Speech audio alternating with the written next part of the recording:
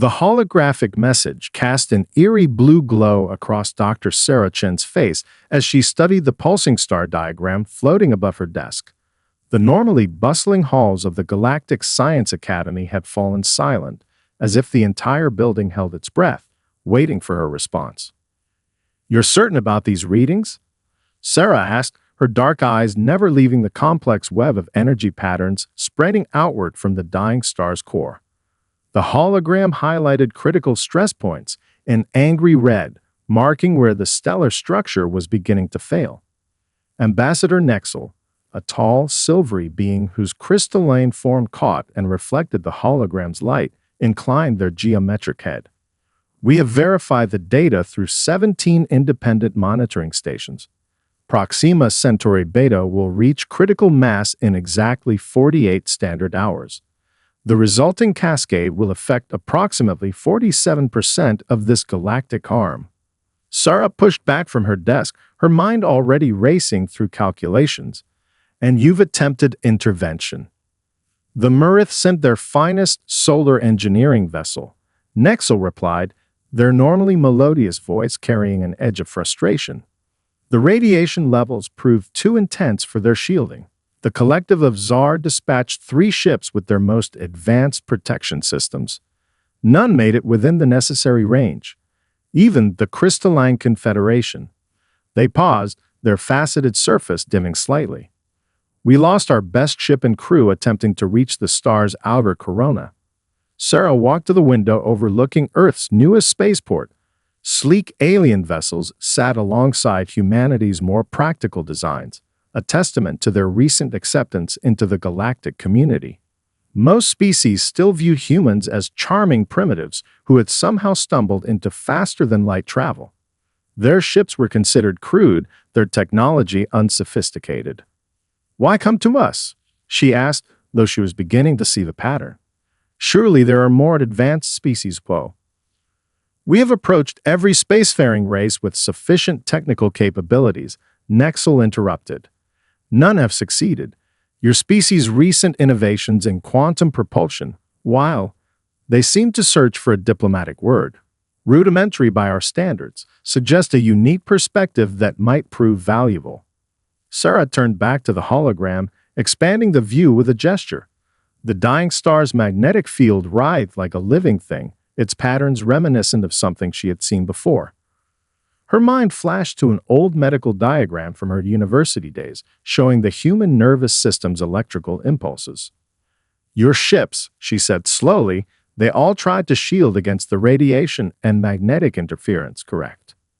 "Naturally. The levels are far beyond what any known species can survive." Sarah felt a smile tugging at her lips. "That's because you're thinking like advanced species. You're trying to build stronger and stronger walls." She walked back to her desk and pulled up Earth's medical database. "We humans, well, we learned long ago that sometimes the best way to handle overwhelming force isn't to resist it." Her fingers flew across the interface as she overlaid human bioelectric field data onto the star's magnetic patterns. "Sometimes you have to work with it, flow with it, let it pass through you and guide it." Nexel's crystalline form shifted in what might have been discomfort. "Dr. Chen, while we appreciate your input, surely you're not suggesting—" "I'm suggesting," Sarah interrupted, her eyes bright with possibility, "that maybe this problem doesn't need a more advanced solution. Maybe it needs a more adaptable one." She gestured at her display, where the patterns had aligned with surprising symmetry. "And if there's one thing humans excel at, it's adapting to impossible situations." The ambassador stared at her calculations in silence. Finally, their resonant voice filled the room. "The council will need convincing." Sarah's smile widened. "Then it's a good thing we humans are also rather persistent. Let me show you what we can do." The Grand Chamber of the Galactic Council hummed with skeptical murmurs as Sarah prepared her presentation. Thousands of beings from across the galaxy filled the crystalline amphitheater, their forms ranging from ethereal light constructs to silicon-based giants. At the center of it all stood a single human woman, calm despite the weight of countless worlds watching her every move. "Distinguished members of the council," Sarah began, her voice steady, as she activated the central holographic display. We've analyzed the data from previous attempts to reach Proxima Centauri Beta. Each mission failed because they approached the problem from a singular perspective: better shields, stronger hulls, more powerful engines. She gestured, and the hologram shifted to display human medical data. But consider this: while your species evolved on worlds with stable magnetic fields and moderate radiation levels, humanity grew up on a planet bombarded by solar radiation with a constantly shifting magnetic field. Our bodies don't just resist these forces, they adapt to them. The chamber erupted in discussion. A Murith representative, their plasma-based form flickering with agitation, spoke first. Dr. Chen, with respect, our vessels employ protection that far exceeds anything your species has developed. How could your biological adaptations possibly? Because we're not trying to fight the radiation, Sarah interrupted, bringing up a new diagram. We're going to use it. The hologram expanded to show her ship design. Unlike the sleek vessels preferred by advanced races, this craft featured organic curves and neural-like pathways throughout its structure. This is the Nova Spirit. Instead of trying to block the stellar radiation, it channels it through specialized conduits that mirror the human nervous system. Zix 427, a senior scientist from the Crystalline Confederation, leaned forward with interest. You intend to use your crew as biological conductors. Precisely. Sarah highlighted the ship's core systems. Human bodies naturally process and channel electromagnetic energy. Our cells repair radiation damage at rates that would surprise most of you. By incorporating these natural abilities into the ship's design, we create a vessel that works with stellar forces rather than against them. The council chamber filled with overlapping voices, some skeptical, others intrigued. An energy being from the collective of Zar pulsed with concern. The radiation levels near the star's corona would overwhelm any biological system we know of. Sarah smiled. Under normal circumstances, yes, but human physiology has another advantage. She brought up video footage from Earth's history. Our ancestors practiced persistence hunting, chasing prey until it collapsed from exhaustion. We evolved to maintain extreme physical effort for extended periods, far longer than most species consider possible. Combined with our cellular repair capabilities, this lets us endure conditions that would overcome conventional defenses. The room grew quiet as Sarah's data scrolled across the display. Test results, simulations, and historical records painted a picture that challenged the Council's assumptions about primitive species. Zix 427 spoke again, their crystalline form reflecting the hologram's light. Your calculations suggest this could work, but the risk to your crew is considerable, Sarah acknowledged, but we've already assembled volunteers. Every human aboard will understand the dangers and accept them willingly. It's another trait we've kept from our ancestors, the drive to push boundaries, to attempt what others call impossible. She faced the council directly. We don't have much time. The star's condition worsens by the hour. I'm not asking you to believe this will work. I'm asking for the chance to try. The council chamber remained silent for a long moment. Finally, Zix 427 rose. I moved to grant Dr. Chen's request for an immediate demonstration. If nothing else, her species has shown us there may be more than one path to solving our greatest challenges. As the council voted, Sarah allowed herself a small smile. They had their chance. Now they just had to prove that humanity's greatest strengths lay not in their technology, but in their unwavering spirit and natural resilience. The testing chamber's observation deck buzzed with activity as representatives from a dozen alien species gathered to witness the human demonstration.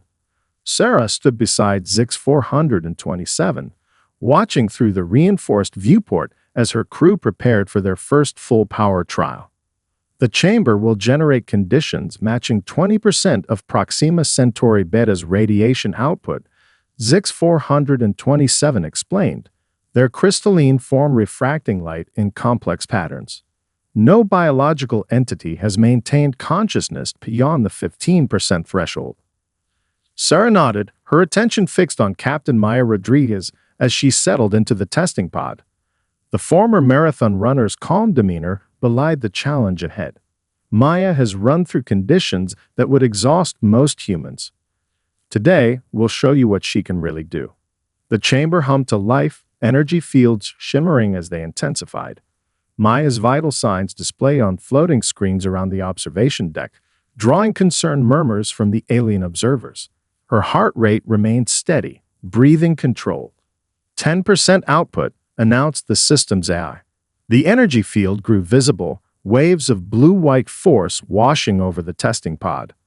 Maya's neural patterns flickered but stabilized as her body adapted to the increasing radiation. 15%, the point where other species had failed. Maya's vitals spiked briefly, then settled into a new rhythm. The pod's biocircuits pulsed in sync with her heartbeat, channeling the excess energy rather than blocking it. 17%. Zix-427's crystalline surface dimmed in surprise as Maya remained conscious, her hands steady on the pod's controls. Impossible. The cellular damage alone showed. Watch her recovery rate, Sarah interrupted, highlighting a secondary display. The data showed Maya's cells regenerating almost as quickly as the radiation damaged them. Human bodies are constantly repairing themselves. We evolved under harsh solar radiation, remember? This is what we're built for. 20%. The chamber filled with brilliant light as Maya guided the pod through a series of precise maneuvers, proving she maintained full control of her faculties. The alien observers fell silent, their own instruments confirming what they had believed impossible. Then Maya's voice came through, clear and steady. Request permission to proceed to 25%. Sarah looked at Zix-427, whose crystalline form had taken on an almost stunned opacity. After a moment's hesitation, they nodded. 25% authorized, the AI announced. The chamber's energy output climbed higher, bathing Maya in radiation levels that would have killed most species instantly. Her vital signs remained strong, though her cellular repair rate now worked at maximum capacity. Neural patterns holding steady, Dr. Marcus Chen reported from his medical station. Tissue damage within acceptable parameters. She's doing it, Sarah. She's actually doing it. For 5 full minutes, Maya held position at 25% output, performing each required maneuver with textbook precision. When the chamber finally powered down, the observation deck erupted in excited discussion. Species that had dismissed humans as primitives now crowded around the monitoring stations, analyzing the data in disbelief. Maya emerged from the pod under her own power, tired but smiling. Like a long run on a hot day, she said as Sarah helped her to a recovery chair. Challenging, but nothing we can't handle. Zix-427 approached them, their crystalline surface now shimmering with new respect. Dr. Chen, we owe you an apology. We assumed advanced technology was the only path to progress. Your species has shown us that evolution can provide solutions we never imagined. Sarah watched as Maya's vital signs returned to normal, her body's natural healing already repairing the day's damage. This was just one person for a few minutes. Imagine what a full crew can do, working in shifts, their combined endurance carrying us all the way to the star. Indeed, Zix-427 agreed. The Council will want to begin full mission preparations immediately. They paused, adding, assuming your other crew members are as capable as Captain Rodriguez. Sarah smiled. Trust me, we're just getting started. The Nova Spirit gleamed under the launch pad's lights, its bio-inspired hull design unlike anything ever seen at the Galactic Space Center. Sarah walked through the final pre-launch inspection with Lieutenant Aisha Patel, their footsteps echoing through the ship's curved corridors. Neural interface conduits are at optimal efficiency, Aisha reported, her fingers dancing across a diagnostic panel. The quantum navigation systems have been calibrated to account for stellar interference. We're as ready as we'll ever be. Sarah paused at a viewport, watching the alien ships gathering in orbit. The entire galactic community had come to witness either a breakthrough or a tragedy. How's the crew handling the pressure? Maya is doing her pre-launch meditation routine. Marcus is triple-checking the medical bay, though we both know he memorized every detail days ago. Aisha smiled.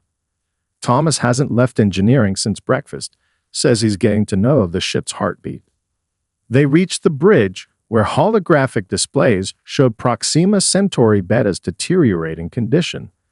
The star's corona writhed with increasing violence, its magnetic field patterns growing more chaotic by the hour. Dr. Chen, Zix 427's voice came from a communication crystal mounted near the captain's chair.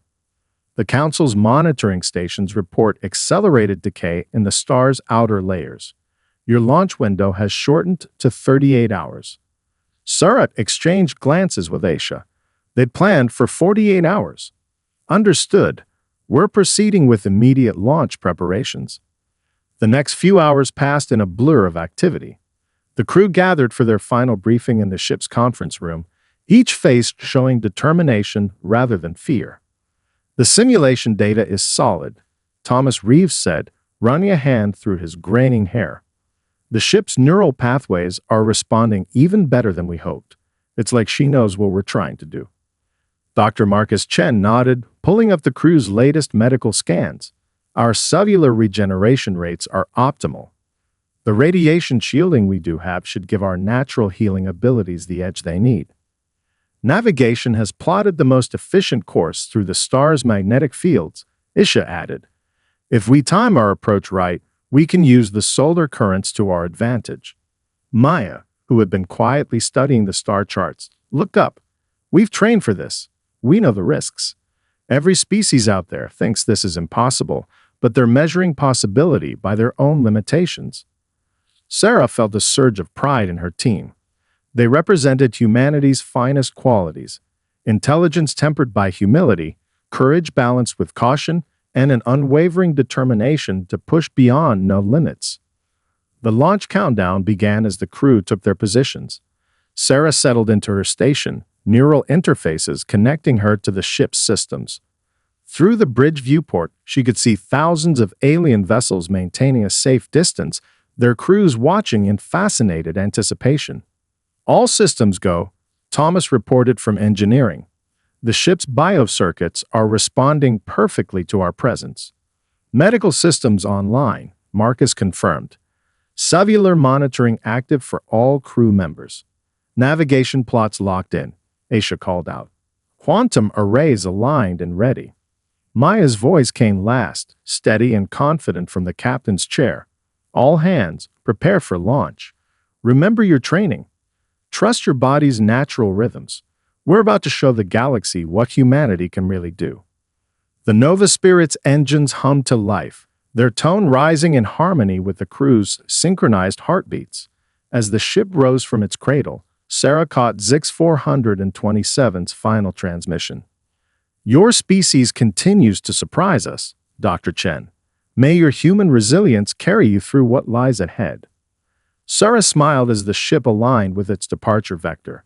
They had 37 hours to reach a dying star and save half the galaxy. Impossible odds by any rational measure.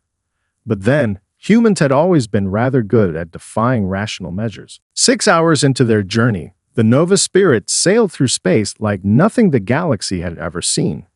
Instead of fighting against the stellar radiation waves, the ship moved with them, its hull pulsing with channeled energy that matched its crew's biorhythms.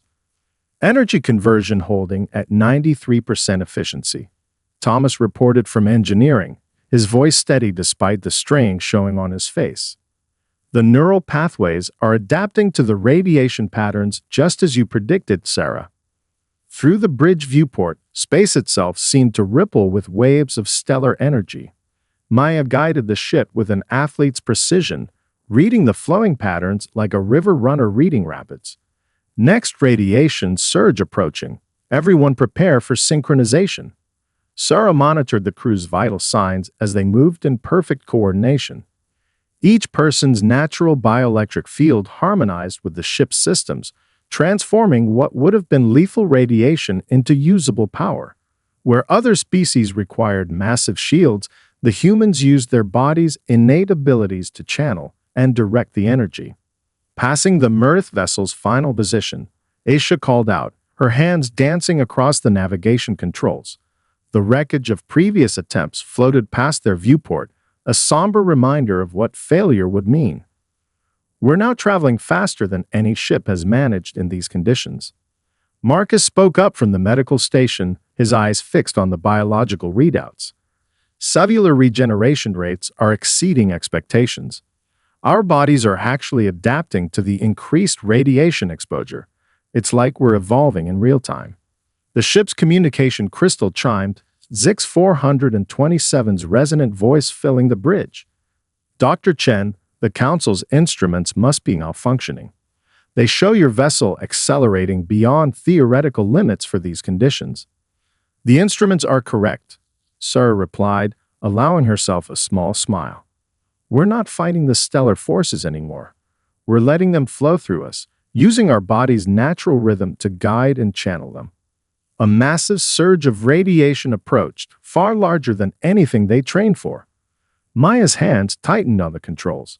All crew, prepare for deep synchronization. Thomas, route auxiliary power to the neural interfaces. The wave hit them like a tsunami of pure energy. In any other ship, it would have meant instant destruction.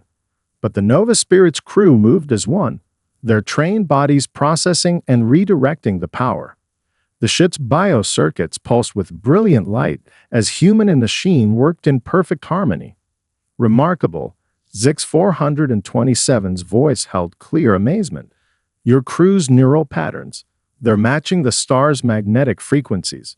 You're not just surviving the radiation, you're resonating with it.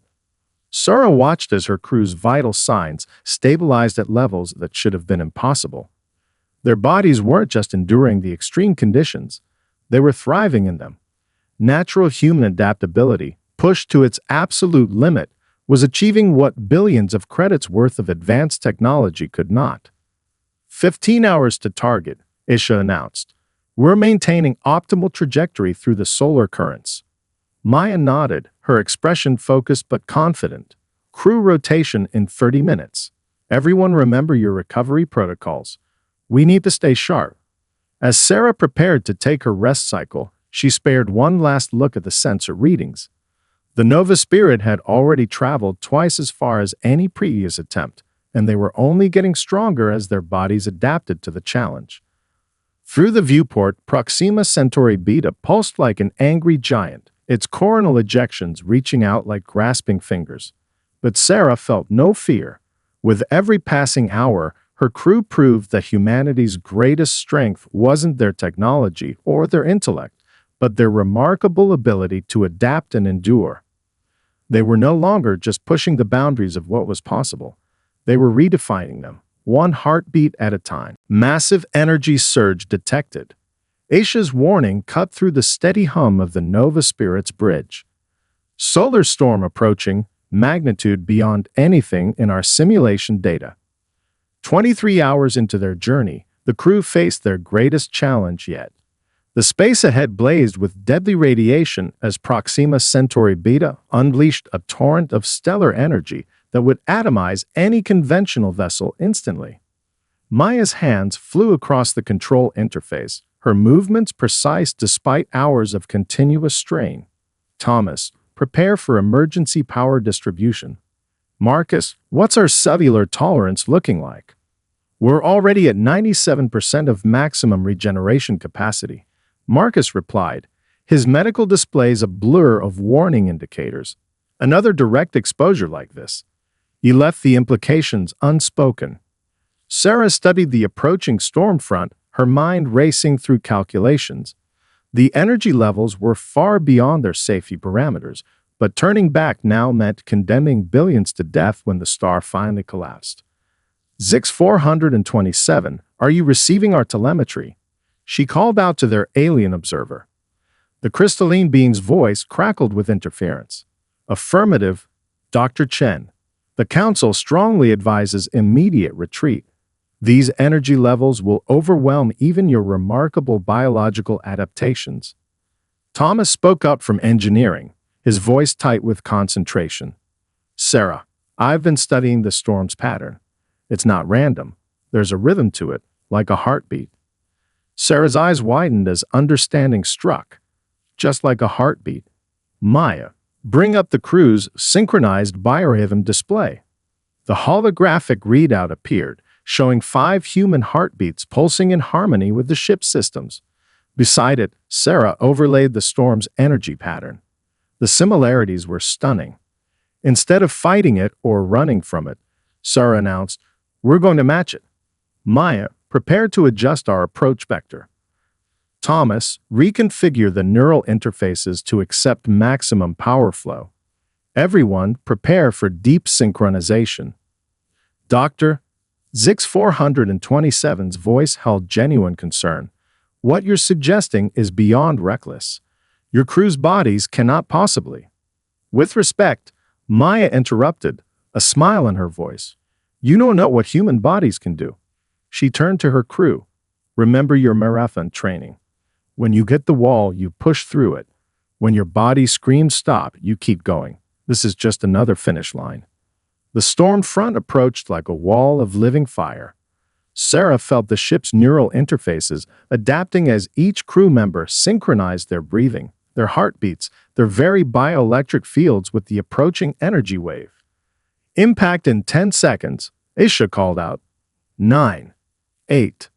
Sarah closed her eyes, feeling her connection to both ship and crew strengthen. Their shared determination flowed through the neural pathways like a physical force. 3, 2, 1. The storm hit. Energy beyond imagination cascaded over the Nova Spirit's hull. But instead of attempting to deflect it, the ship and its crew became one with the solar tide. Their combined bioelectric fields pulsed in perfect harmony with the stellar forces, transforming what should have been certain death into pure propulsion. Through the viewport, space itself seemed to burn. Warning systems screamed as the ship accelerated to velocities previously thought impossible. Yet the crew held steady, their bodies processing radiation levels that would have killed any other known species instantly. We're through. Aisha's triumphant cry cut through the chaos. Stellar storm successfully traversed. As their systems stabilized, Sarah opened her eyes to see the impossible. They had covered more distance in those few minutes than in the previous 10 hours of flight.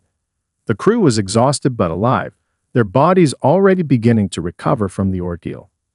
Zix 427's voice returned, filled with undisguised awe. In all our recorded history, nothing like this has ever been achieved. Maya's tired smile carried in her voice as she replied, "Then I suggest you start recording some new history." Proxima Centauri Beta filled the Nova Spirit's viewport, its surface a churning mass of plasma and magnetic storms. The dying star dwarfed their ship, making them feel impossibly small against the cosmic forces they had come to tame. Final approach vector calculated, Aisha announced, her voice hoarse from hours of continuous duty. We have 18 minutes before the star reaches critical mass. Sarah studied the sensor readings, noting how the crew's bioelectric signatures had evolved during their journey. Their bodies now process radiation levels that would have been fatal just 30 hours ago. Human adaptability had once again exceeded all expectations. Engineering status. Maya called from the captain's chair, her hands steady despite their tremors of exhaustion. Thomas's voice came through with the underlying hum of the ship's straining systems.